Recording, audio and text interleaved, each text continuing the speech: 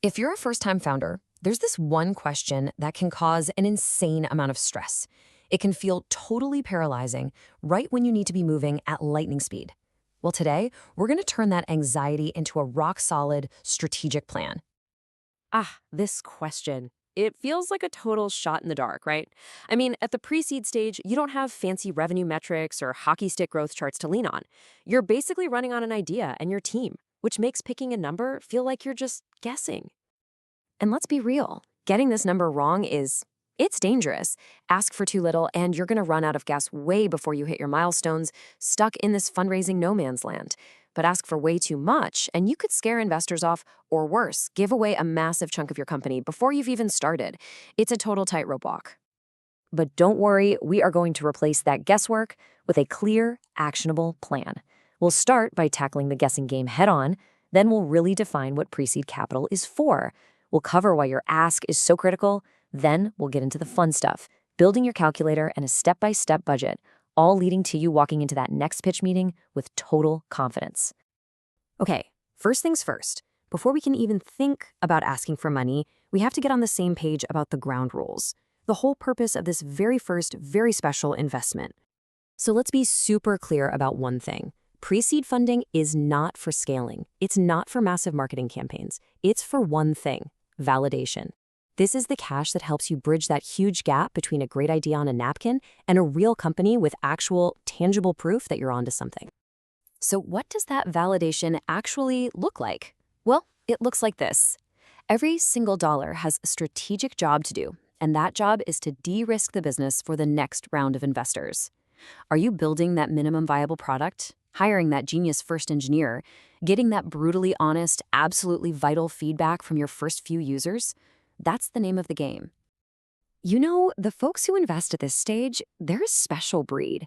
They are totally comfortable with ambiguity and chaos. They're not looking at your revenue because, hey, you probably don't have any yet. They are betting on the founding team, the size of the opportunity, and, well, they're betting on you. All right, now let's talk about the stakes here. Because your ask, that number you put in your deck, it's not just a number. It's a huge signal to every single investor you talk to. Just look at this number for a second. Let it sink in. Only 3% of pre-seed applications actually get funded. 3. With competition that fierce, coming in with a vague, hand-wavy ask is pretty much the fastest way to get your pitch tossed in the no pile. You absolutely need a defensible plan.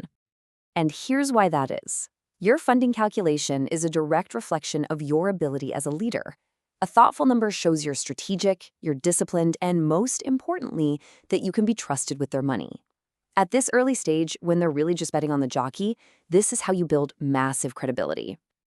Okay, so we get the why. Now let's get into the how. It is time to actually build your calculator. And the good news is, we can break this whole complex problem down into 4 simple core components. And here they are, the 4 pillars. First, runway. How long does the money need to last? Second, milestones. What specific goals do you need to hit in that time? Third, expenses, the nitty-gritty budget. And fourth, contingency, your buffer for when things go wrong, which they will. That's it. That's the entire framework. So let's start with runway. Why 12 to 18 months? Well, it's kind of the Goldilocks zone. It gives you enough time to actually build and ship things, hit your goals, and deal with those inevitable delays without constantly stressing about payroll. And, crucially, it lets you start your next fundraise from a position of strength, not desperation. You know, this quote from the book Venture Deals just absolutely nails it. Your goal isn't just to stay alive for 18 months. It's to achieve very specific milestones that make your company way more valuable. You need enough cash to get the next investors to lean in and go, whoa, okay, look at all the progress they've made. We need to be a part of this. All right, let's get our hands dirty. It's time to translate that framework into a practical, line-by-line budget. So go ahead, open up that spreadsheet. Now this right here, this is the backbone of your entire budget. Before you calculate a single cost, you have to map out your key achievements over time. And notice how specific this is. It's not just build the thing, it's launch a private MVP by month 8. This is what turns a wild guess into a concrete investable plan.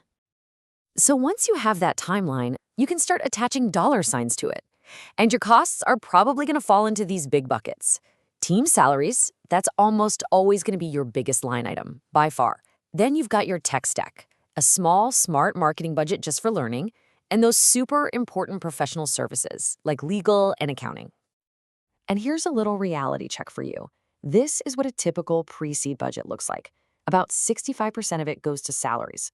So use this as a guide. If your budget looks wildly different from this, you better have a really, really good story to explain why.